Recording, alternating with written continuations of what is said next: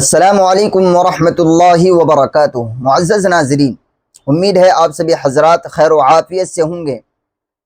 جی ہاں ناظرین، بعض لوگوں کی زبان سے آپ نے یہ سنا ہوگا، وہ یہ کہتے ہیں کہ جب عید کی نماز پڑھنے کے لیے جائیں تو عید کی نماز پڑھنے کے لیے جس راستے سے جائیں، جب وہاں سے عید کی نماز پڑھ کر واپس ہوں تو دوسرے راستے سے آئیں، اور وہ اس کو سنت کہتے ہیں۔